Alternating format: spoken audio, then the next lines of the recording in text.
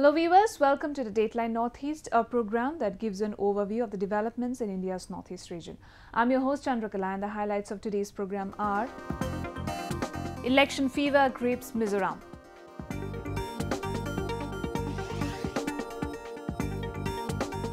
Sprinter Hima becomes India's first youth ambassador. Jirbam-Imphal railway line to improve connectivity in the region.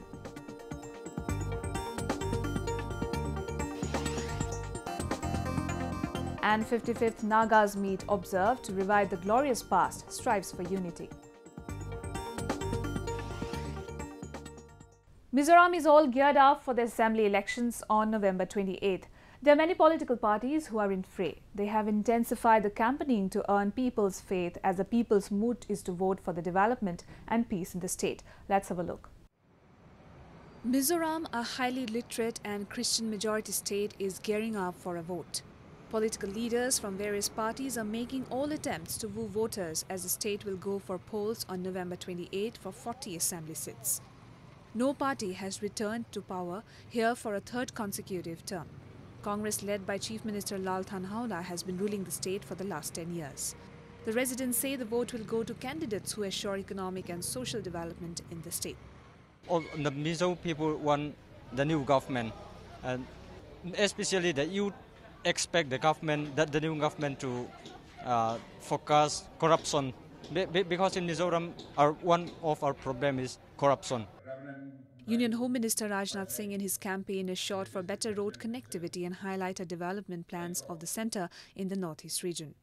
I would like to assure you, if we come in power in Mizoram, that within 6 months, all main roads of Mizoram will be pothole free.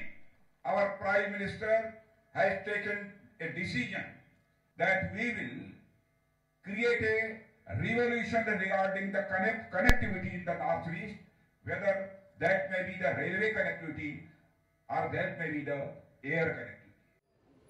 Mizoram has 7,68,181 voters, of which 7,74,496 are men and 3,93,685 are women.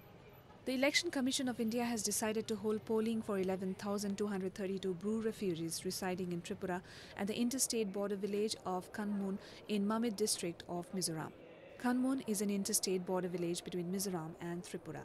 The 6 camps of the Bru refugees are located between 2 km and 10 km from the interstate border between Tripura and Mizoram. It is very clear that several Bru migrants were illegally included, from my point of view, so far as I know, in the electoral rolls. So, but in that case, it has, from my point of view, it has to be solved as per law, in accordance with law. So, after they have been rejected by the registration officer, then they filed an appeal. Now, one PIL is also pending in the High Court, Guwahati High Court Isol Bench. And in that matter, the appeal has to be whether it was entertained by the district election officer and whether it was rightfully entertained and whether decision was rightfully made. All those points, crucial points, have to be taken into account. Congress President Rahul Gandhi also carried out campaign in the state. In 2013 elections, the Congress had 134 seats, while the Mizoram National Front got 5 and Mizoram People's Conference 1. The Zoram People's Movement, which comprises the Zoram Nationalist Party and the Mizoram People's Conference, is contesting on 35 seats. While the Mizoram National Front is part of the BJP-led National Democratic Alliance, the BJP has decided to fight the assembly elections alone and has put up candidates on 39 seats. In yet another milestone achievement, star sprinter Hima from Assam has made the country proud again, as she is now the first youth ambassador declared by UNICEF India. The good news came as part of celebration of Children's Day, which commemorates the birthday of India's first Prime Minister, Jawaharlal Nehru. Adding another feather to her cap, star sprinter Hima has once again made the country proud, as she is now the first ever youth ambassador declared by United Nations Children's Fund, UNICEF India. The name of the athlete from Assam was declared by the World Organization in a tweet coinciding with Children's Day celebrated on November 14. Our youth ambassador to UNICEF India. Congratulations.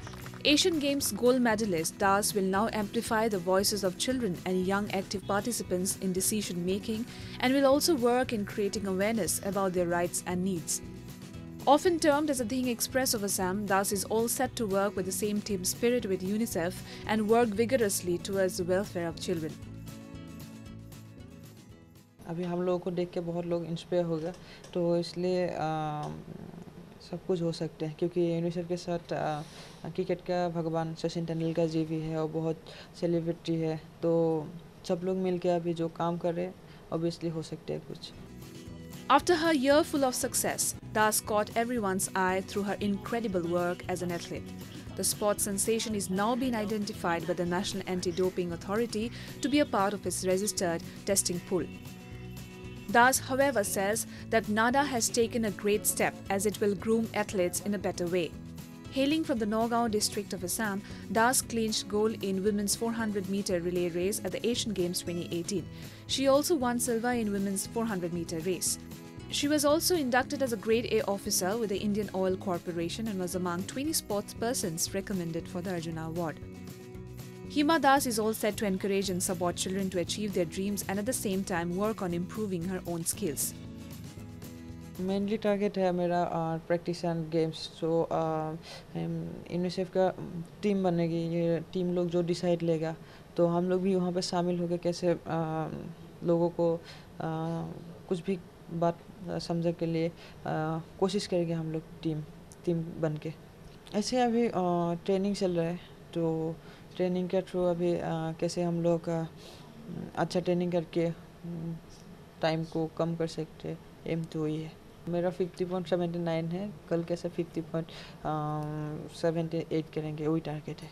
नहीं, पैसे तो ऐसे कुछ नहीं है, मेरा mind में एक ही आता है कैसे मैं कल मेरा टाइमिंग बेस्ट करूँगी, और मैं तो कभी मेडल के पीछे भागा नहीं, मैं टाइम के पीछे भागती हूँ. टाइम अच्छा होगा तो सब कुछ अच्छा होगा. The teenage sensation after her glorious achievement took to her Twitter handle to express her happiness over the appointment. Thus, becoming country's first ever youth ambassador will not only inspire millions of youths, but will also usher in an era of change by molding the children become active participants in decision making, thereby contributing largely for the welfare of the society. Moving on, India's northeastern state of Manipur is all set to carve a niche in the Indian railway map as a much-awaited railway line between Jiribam-Imphal in the state, which connects Imphal with broad gauge network of the country, is on the verge of completion by 2020. The new railway line is expected to boost tourism as well as bolster trade relation between India and the ASEAN countries. Let's have a look. Development of railway connectivity in the Northeast region is a topmost priority of Prime Minister Narendra Modi-led central government. In the last few years, the region has witnessed major changes in terms of connectivity as many new railway lines and projects have propelled the development scenario of railways. In what can be termed as an ambitious and dream project, the railway line between Jiribam-Imphal in Manipur, which connects Imphal with broad gauge network of the country, is expected to be completed by 2020. Presently, rigorous work is underway to link Imphal with Jiribam via Tupul. Railway is the first time in Manipur, and through Jiribam it will be connected to Imphal. It will be around 110 km long railway line which is going to come up in future. It will boost the overall economy of the Manipur. Cultural changes and the trade changes, because all the material right now the material is coming from the roads that will come through rail. The cost overall it will economize the overall trade thing in Manipur. Everything will be cheaper. The 110-kilometer-long Jiribam-Imphal railway line is set through difficulty hilly terrains which pass through steep rolling hills and traverse through a number of deep gorges and several other rivers flowing at low ground levels. Within the framework of the railway project, a special bridge number 164 with pillars rising to 141 meters, is being constructed, which is the tallest in the world from the point of view of pillar height. The new railway line has brought back a ray of hope among the locals, as it will now cut down cost and time in travelling, making it more convenient for all.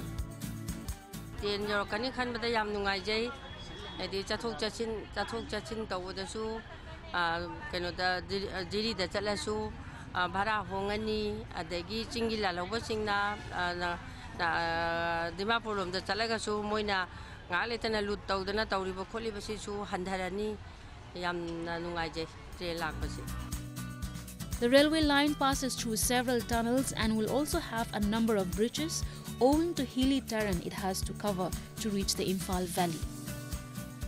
While considering design and everything, we took those things into account. We followed the code as per Government of India, IS codes and other codes, railway specific codes, and besides this, we gone for site specific spectrum analysis. For that, in that case, we do the site specific spectrum of earthquake. Suppose if earthquake comes, so how the particular area, how the particular region, how the particular location behave in that earthquake duration.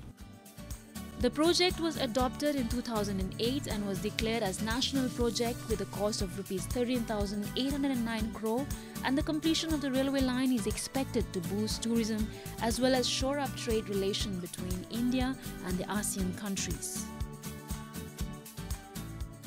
Well, viewers, the landlocked state of Tripura has immense scope for development of horticulture sector due to its pleasant agroclimatic conditions. Among the other crops and fruits of the state, orange is widely grown in Tripura. The state government, with an aim to encourage farmers of Kila town in southern Tripura for orange cultivation, organized the first ever state-level orange festival held at remote Karbuk subdivision in southern Tripura. A report. Blessed with favourable agroclimate condition, the northeastern state of Tripura houses the best quality horticulture crops, chief among which includes varieties of pineapples, oranges, lychees, cashews, mangoes, bananas, jackfruits, to name a few. Besides quality production of pineapples, oranges of Tripura are widely cultivated and are known for its distinctive taste and flavour.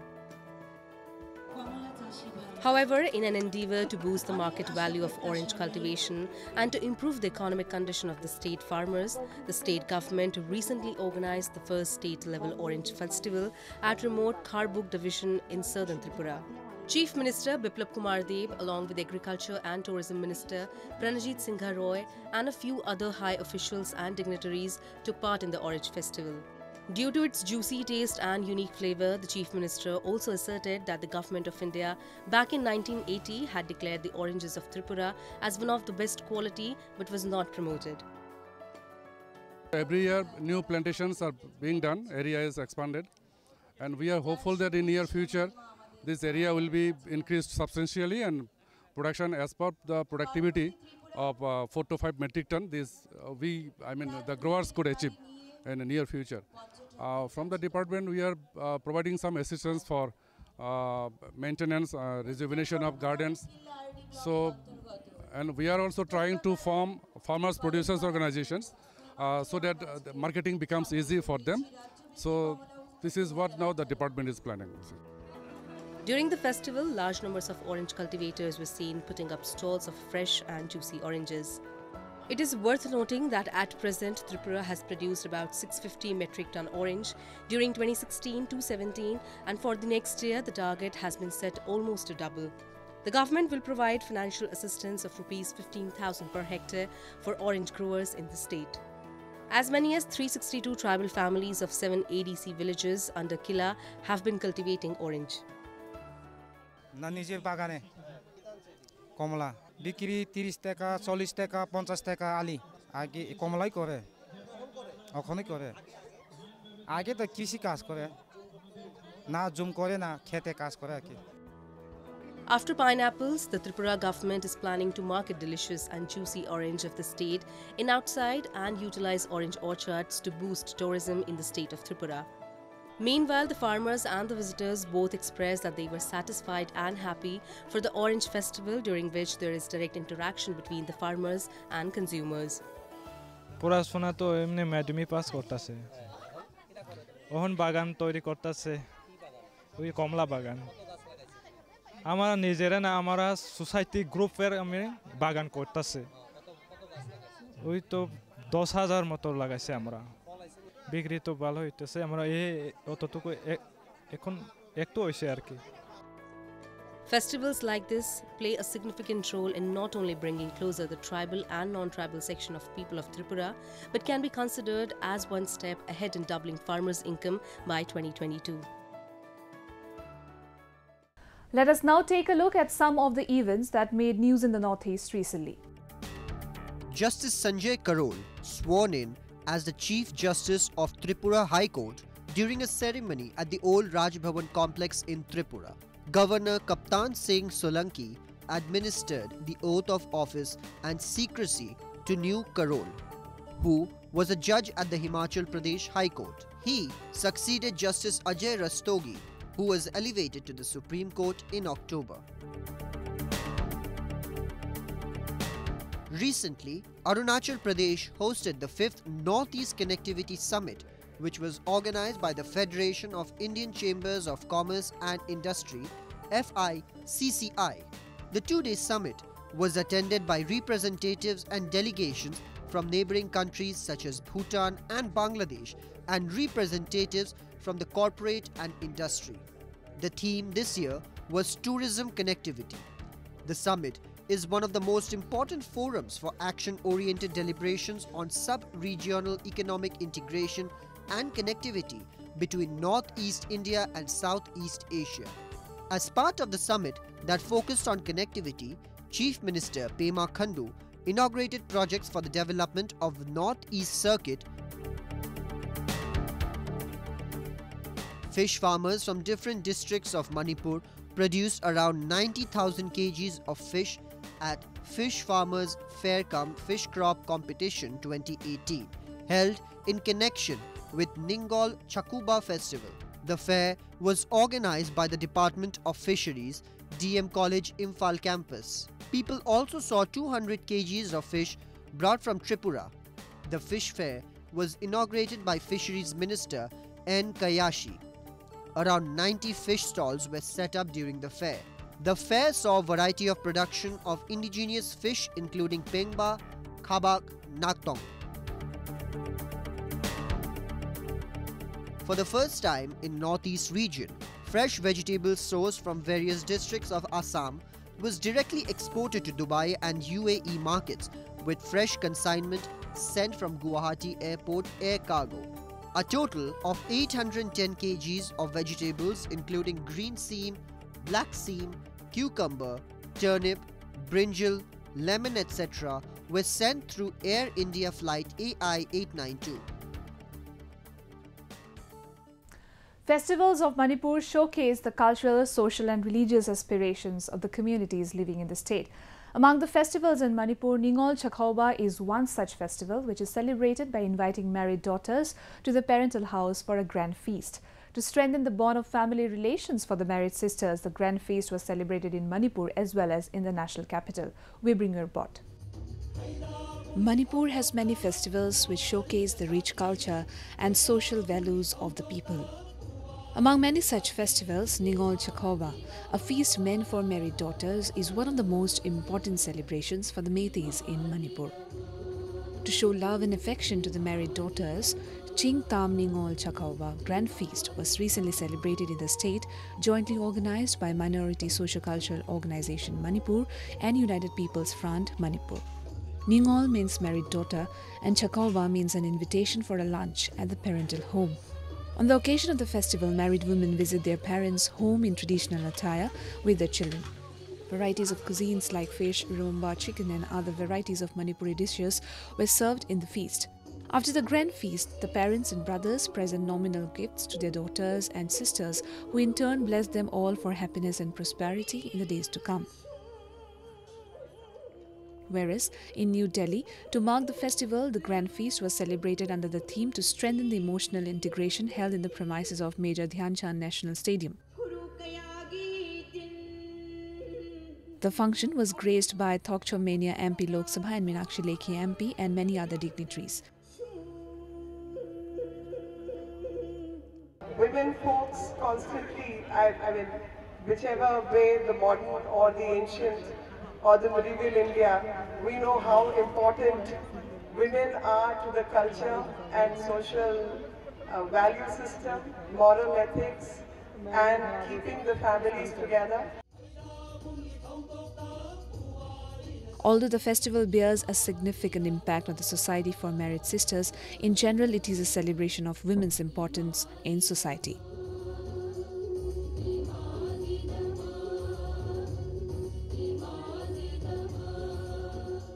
Moving on, India's northeast region is considered to be one of the most desired tourism hubs, as each state of the region is blessed with abundant natural resources, mesmerizing scenic landscape, hills and rivers. The landlocked state of Meghalaya, often termed as a abode of clouds, which boasts of rich culture and incredible scenic beauty. Today, let me take you to this mystic land where one can have an experience of their lifetime. Meghalaya's capital, Shillong, is a breathtaking hill station nestled amid celestial Garo and Khasi hills.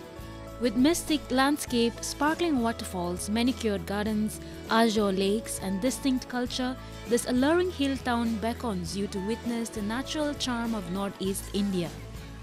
Termed as the Scotland of East, Shillong offers a list of places to its travellers thanks to the immensely blessed natural beauty and serendipity of the state. This is one place in the entire country which has attracted both domestic and international tourists in large numbers and earned a name in the global tourism sector. I'm seeing people hanging around here and there, eating, enjoying, and not only this festival, people come here for many festivals. This is a place where you can see many cultures, many tribes going here and there, this festival, that festival. You'll experience a wonderful living in this place called Shillong. Well, for tourists, the best time for a trip to Shillong is from September to May. During these months, the weather is extremely pleasant with moderate rainfall.